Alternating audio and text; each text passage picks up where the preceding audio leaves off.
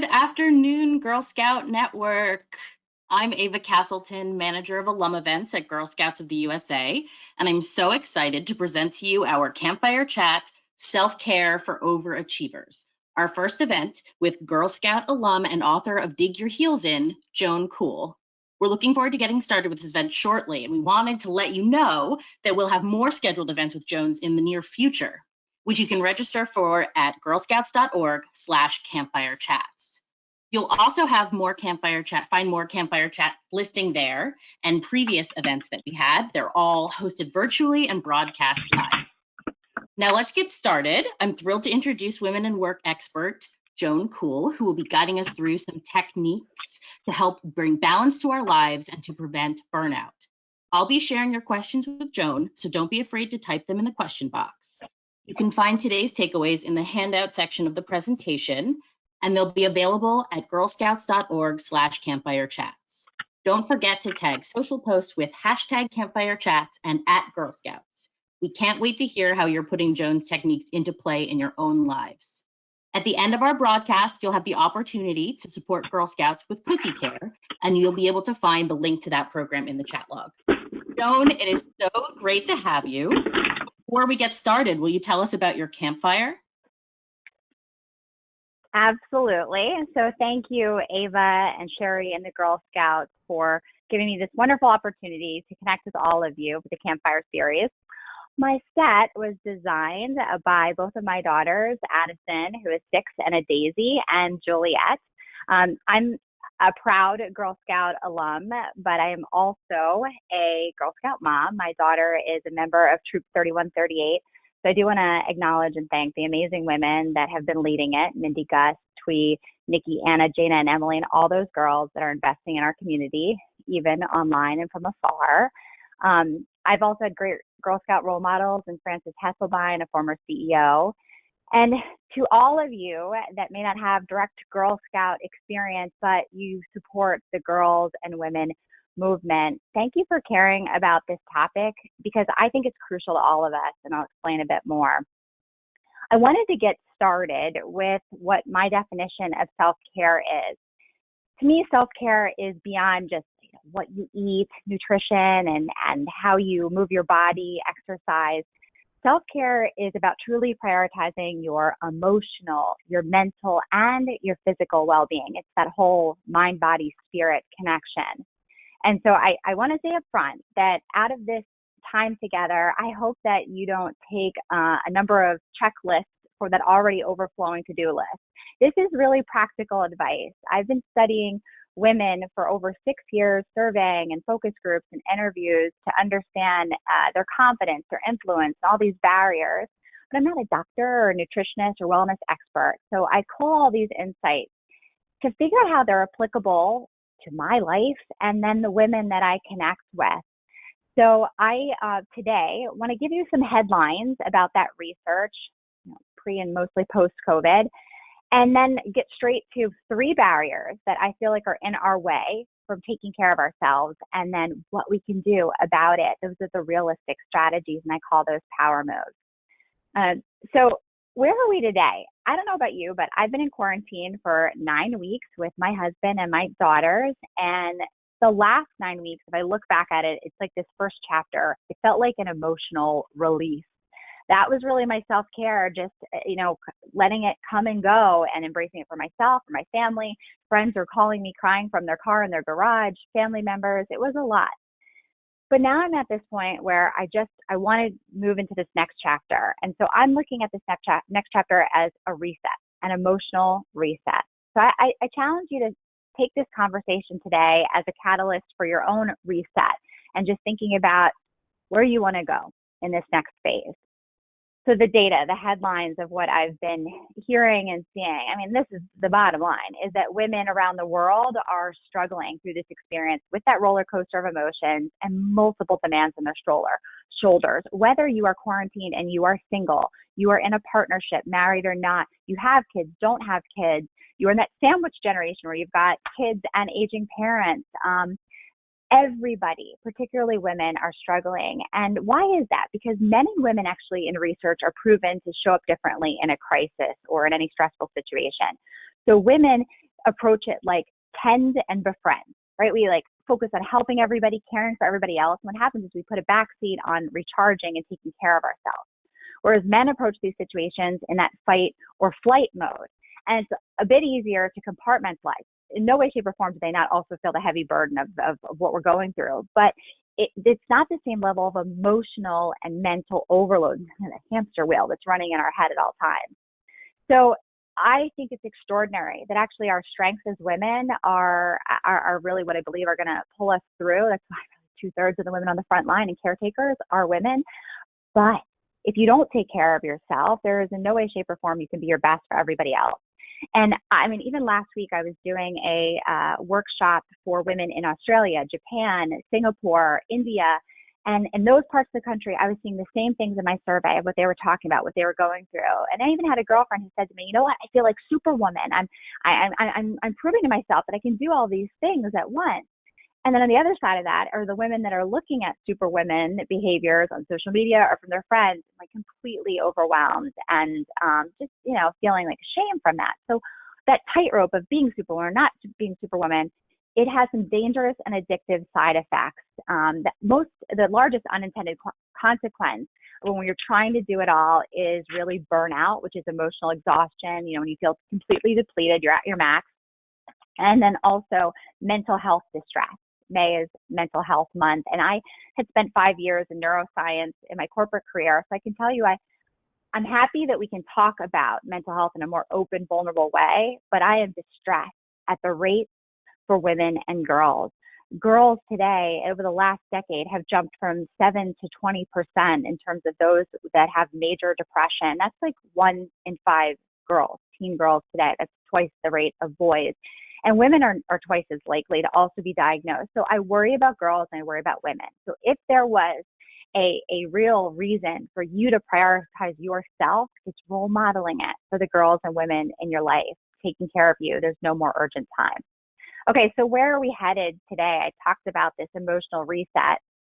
Can you create a vision for yourself that is what you want, not about what others expect of you or what they want of you or what they've been getting from you for the last 9 weeks or the last 9 years. Just think about what would make you happy. And so now let me move into the barriers. The first one is perfectionism, the perfectionist trap. It's the idea that we feel like we have to have it all and at these high expectations personally and professionally. And women and girls have had these perfect images looming over our heads since childhood. Sometimes it's overt with the media. Sometimes it's subtle, like chatter or gossip from friends or what you're reading on social media. Women are more likely than men to be perfectionists. One of the behaviors of perfectionism is overthinking, overanalyzing, ruminating over something like, conversation happened and you're like, she said that and they said that. And it's like goes over and over again. Again, that hamster wheel in our head. And it eats up our time to ourselves. And unfortunately, a lot of women mistake perfectionist behaviors for work ethic or effort. So you feel like, making the color-coded chart and doing all these things and checking all these boxes is proving like, you're putting your best effort in. But a lot of it's excessive and unnecessary and not everybody's expectations of you. So that all or nothing mindset also sets you up for a big fall, because when things don't go your way with those high expectations, there's this enormous letdown that brings feelings of guilt and disgrace, things that we definitely don't need right now on top of everything else. So here's the power move. I want to help you stop that cycle when you're overthinking and feeling like emotionally overwhelmed and get to a stronger place of presence. A simple way to stabilize your physical state when you're feeling emotionally overwhelmed is to use a mindfulness skill called grounding technique. So grounding techniques de-escalate the emotion and physically calm down your nervous system. So there's 4 of them that I'm going to teach you, and I'll give you some realistic ways I'm using them. The first is actually belly breathing. I talk very fast. So when I am taking a deep belly breath, it for sure triggers something in my body to slow down. I get out of my head and I downshift back into my body. The second is clenching your fist. Okay, so I can't see you on video. Nobody's judging you. Follow along with me, taking a deep breath, clenching your fist. Now, I was on a conference call last week, so I didn't need to do it like this on a video call, but I got asked to talk about a complex subject and I wasn't prepared for it. And clients were on the call. So I took my deep breath. I was clenching my fist, sitting like this. And then I did the third grounding technique, which is dig your heels into the floor. Ironically, my book is called Dig Your Heels In, but it's about feeling your feet, taking it down, feeling grounded, getting back into that secure, I'm in control position. It works. So with those three, and then the third one is actually adjusting your hips, adjusting your hips into the seat. So really like feeling yourself in your chair. If you've ever tried chair yoga, there's a great book by my friend Kristen McGee. But it's just, if you're stuck in those conference calls back to back, just actually using that movement to reset. So a couple days ago, I was with my daughter. My daughter's in first grade. She's Zooming all day long, doing her schoolwork, and they were working on telling time, reading the clock. And we had spent like 30 to 40 minutes on the assignment and learning about it. And we were on the worksheets, ultimately the thing you have to pass into the teacher. And I knew I had like 10 minutes before I was transitioning with my husband. We're trying to stagger our work from home schedules with the kids. And so I knew he was coming out, and I had some really important work, some proposals I had to write, and I had to have like all cylinders firing, like be super focused on productive during that time. I was also brewing a pot of water because instead of reaching for Girl Scout cookies every 5 minutes, I have been trying to have some caffeine-free tea and like sip on it between meals, and just also transitioning between activities. So I'm brewing the tea. I get up. I got the tea. I'm feeling good. The homeschool mom, like we've gotten this subject. And when I turn around, my daughter is having a total meltdown on the worksheet, and she's just, in that disaster mode. What could happen in that moment is, one, I could go in the direction of just like losing it, right? I just spent 40 minutes working on this. It's telling time. It's a little hand and a big hand. That mad mommy mode, if any of you can relate. And it's literally like, what would happen was I'd send my husband into a tizzy. Who knows what state he's coming out of from work. My 2-year-old would end up getting involved in this. I would never be able to transition and focus because I'd have guilt going into my work. I'd probably stop it and go back and spend the whole time with my daughter anyway. So using these grounding techniques, and I'm being honest with you, I've been practicing these for a long time. To make that split-second decision when your body is being like emotionally hijacked, to choose to use these techniques and have them in your front pocket, you have to practice these. So I did put my cup of tea down. I took a deep breath. I had my hands. I was standing, so I felt my feet, straightened my back, and started clenching my fist. And I said, what do I really want? Because what happens when you're emotionally hijacked is usually the feelings of fear and guilt. Honestly, like why I'd want to freak out is my fear that, oh my gosh, like simple things like telling time, left and right, tying her shoes. Like if we don't figure this stuff out, what's going to happen to her? How did I not ever teach her these things before? Can't believe we're learning these things right now. And the guilt of like, oh my gosh, like I'm supposed to be getting this other thing done, or she's supposed to come first. All those things that happen to us, that overthinking, it paralyzes you. But taking a deep breath and, clenching my fist and grounding myself, what I really wanted was for her to feel okay, for her to be good, that my husband could come out, take over, and I could move into being productive and focus on what I needed to get done. So taking a deep breath and sitting down and saying, you know what? We just are learning this stuff. It's brand new. We spent a lot of time on it. Maybe your brain's at capacity for today. I know how that feels. Maybe we take a break, or let's just try 2 more problems together. If you're still frustrated, if you still feel like it's not making sense, we take a break. We take a water break. When daddy comes out, you switch to science or writing or reading or another subject. And then after I'm done, I'll come back and check in. But there is no deadline that we have to get this done this very second. You tried your best. Let's just take a deep breath. Everybody's going through the same things. And somehow that worked in that moment. But going back to these grounding techniques, let's say you are getting annoyed online, filling out all those unemployment paperwork, the PPP protection program, or you're in these back-to-back conference calls, or, a request comes in from a family member or a friend that hijacks you. Grounding techniques, again, help you downshift your body. The last one I'll share is about, it's called emotional writing. It's basically that if you can just grab a piece of paper or open up a Word document and take the thoughts out of your brain and put them on paper, it's emotional release writing. So maybe it starts with, I feel jealous because, I feel guilty because, I feel frustrated or demoralized. And you just write. No one's reading this. Don't share this to anyone. You can rip it up and burn it afterwards. But emotional release writing, for even just 2 minutes has psychologically proven to help you, again, de-escalate those emotional hijack feelings, stop those negative thoughts bouncing aimlessly in your head, and help you get back on track. And that's what we're trying to do, just like get back on track. That's self-care, slowing yourself back down so that you don't go into the direction that ultimately brings up the guilt and shame and frustration. Okay, so then that brings me into barrier number 2, which is I'm calling this the time warp, because I don't know about all of you, but some of my days zoom by so fast, it's like lightning speed. And then with these excessive wait times, like how long it takes me to order something on Amazon or the grocery store, or, anybody have to cancel a trip and deal with travel insurance and 55 1-800 numbers? It's like mind-boggling, fast, slow.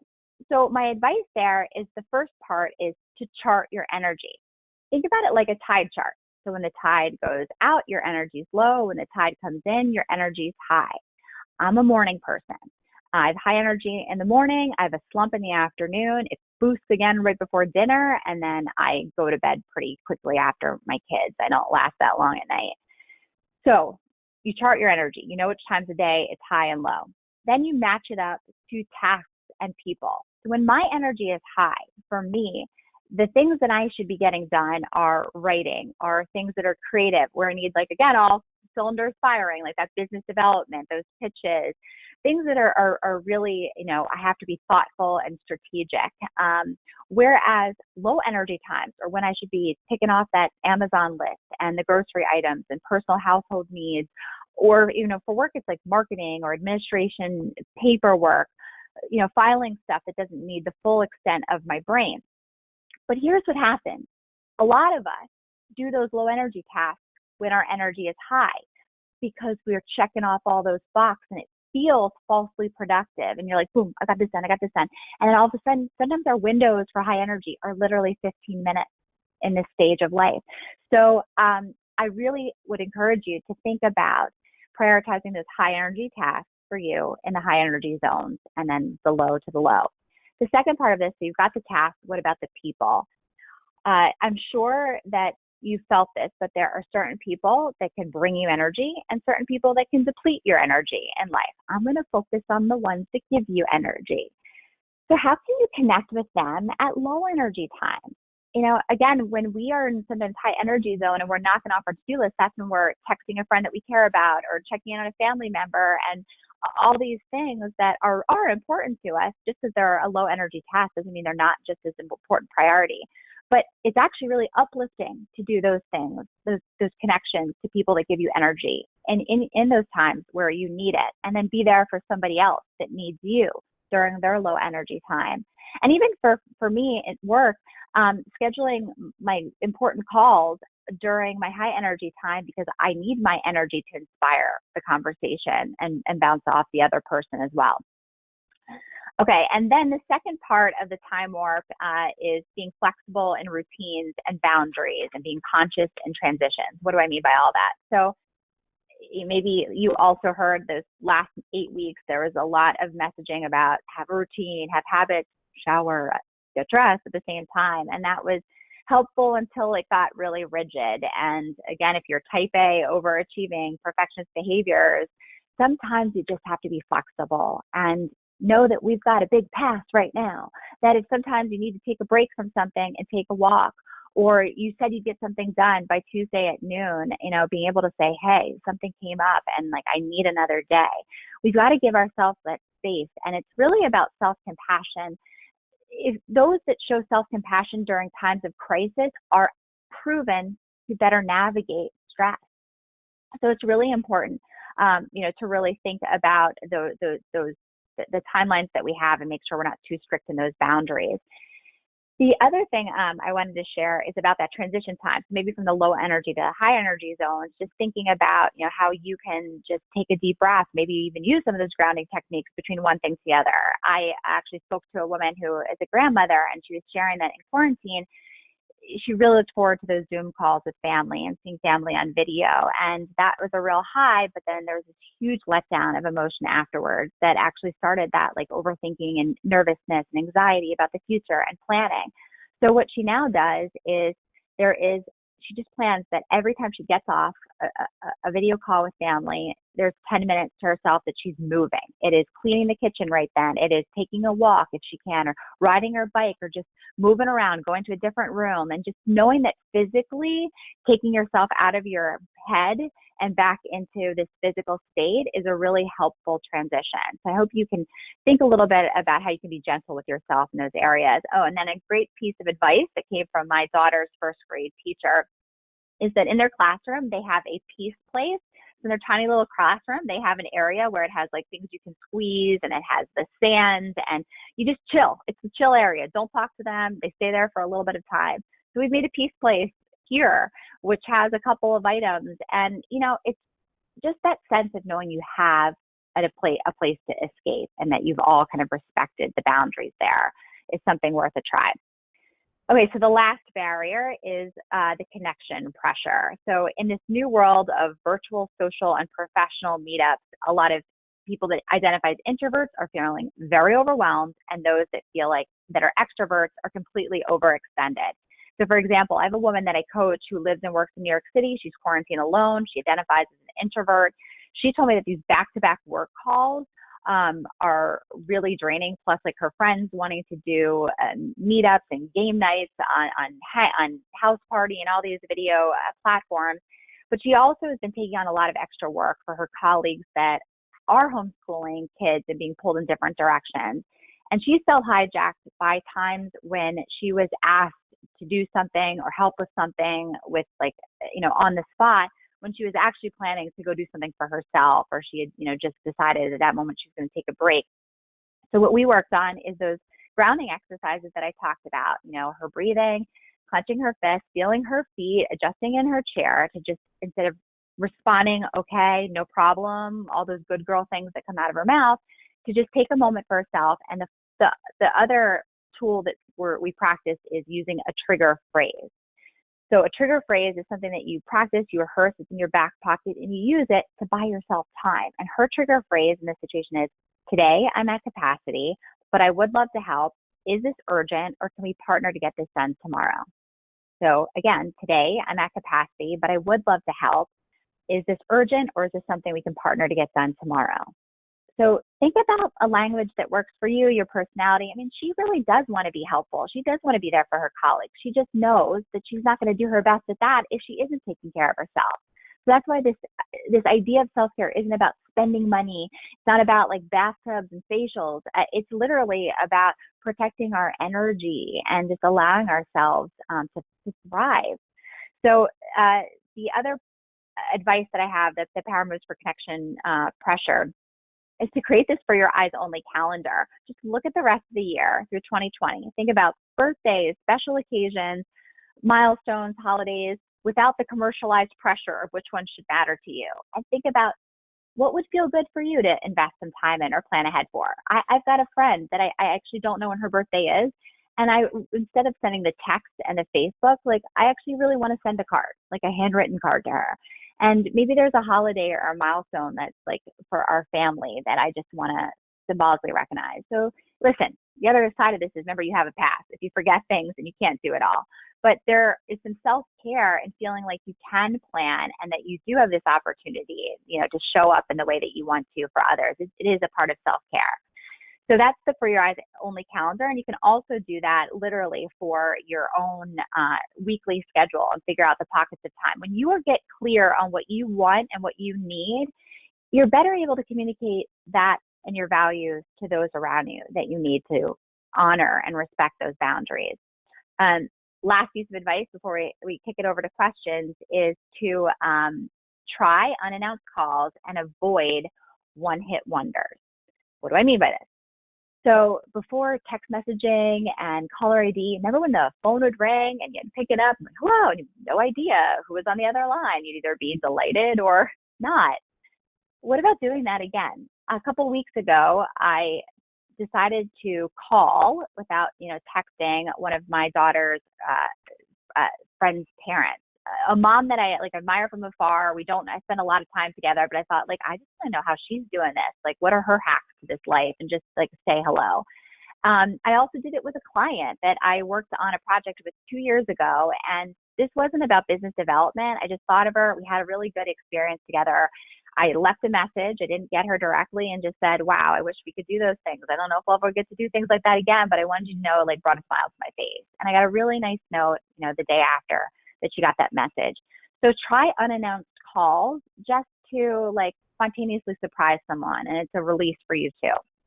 The other thing about no one hit wonders is if you do make plans to meet up and connect with someone, don't make it a one-time only thing. Have plans for this to be reoccurring. I was really coaching somebody that is using a connection to get to another person for a job opportunity. And so they were preparing for what they were going to say and to make that time meaningful. But I said, don't get off the phone without asking if you can follow up in 30 to 40 days and have an opportunity to tell them, hey, that your time was really important to me. And I want you to know that it was worthwhile to you too, because I'm going to experiment with your advice. And I'd love to follow back up and let you know how it went and see how I can help you. I was on the phone with two of my girlfriends that were bridesmaids in my wedding. We live in 3 different states. I feel like we have like 95 kids between the 3 of us. We only see each other barely once a year. We did a Zoom call on a Friday night, and it felt so good. And as we're saying our goodbyes, we were like, wait, let's talk again before Memorial Day. Like, let's not let this happen again. Let's control this and let's have this feel good moment. So I just encourage you to not have the one-time only connections and to make some time to follow up. This is a great time for meaningful long-term relationships. You don't have to do it with everybody, but think about those that matter, those that give you energy, and make it a priority. So I hope that those power moves are realistic, they're accessible, no matter what your situation, single in a partnership, a parent or not, whatever stage of life, or if you're working or not right now, they give you some space to take care of you. So I'll pass it back to Sherry and Ava. Thank you. So we also want to make sure that we get a couple of these questions answered. So I want to try to combine a couple of them.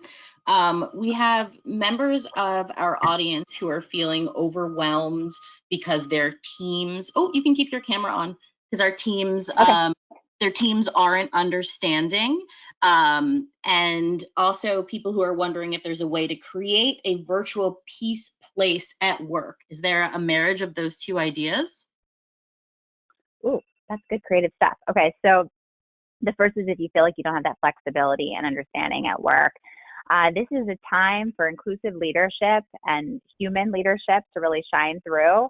So I think the first thing we should always keep in mind is that we can role model a lot of these behaviors. And it's really, how you approach a call, how you're checking in on people. If there's pressure about the culture of the group, I would start with figuring out some one-on-one connections. Find somebody that you think sees the world the way that you do, or maybe also is struggling with needing some space and flexibility at home, but scared to speak up about it. Reach out to them and say, hey, I how are you doing? Like, what's going on with you? Do you feel like we need to have less of these back-to-back meetings so that we can have more thinking time? How's it getting in the way of you being your most productive self? And I think having those one-on-one conversations, of course, going to your manager or leadership first would be ideal. And what I've always learned and heard from managers about, when they really are ready to invest in elevating culture, is that they have to hear the business case, right? So it's not just like, I need this. It's that we would all benefit from having some more space, and give them some specific examples, because we'll be more productive. We'll get the results of whatever this project is done. However you can tie business outcomes and make it sound like this is a collective benefit for everyone is usually a win-win. Sherry, Eva, tell me what the second question was again about the peace place. Yes, the question was if there's a way to create a virtual peace place for work. Okay, so I'll tell you why I turned off my camera in just a moment. So typical hijacks at home. That was my daughter's alert that her Zoom call is starting right now. So, okay, virtual peace place. I love that. A lot of people are using those virtual backgrounds. If you use Zoom, you can do things like that.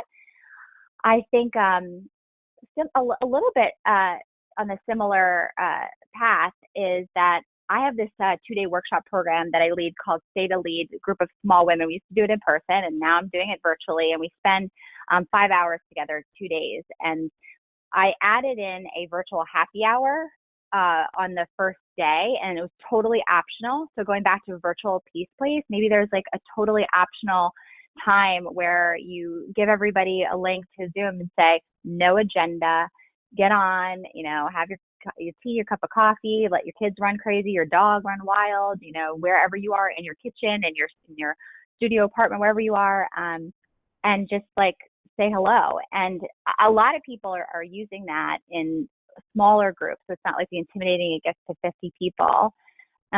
So, I just think that this is a headspace thing. And that's why I feel like the teacher's idea was, having things in your hand that you can squish around and just taking those deep breaths and not talking to each other too is part of the peace play. So maybe those ideas would work. That's great. That's the last question we have time for today, but thank you so much for joining us, Joan. We're looking forward to talking to you. Absolutely. Well, I just want to say, yes, and my last thing is to encourage others to maybe share this webinar with a friend and find an accountability partner to experiment with. And I think that right now, taking care of ourselves can be infectious and a great way to spread the love to friends, family, and even colleagues too. Thanks, Joan. And thank you everyone for inviting the Girl Scout Network into your homes.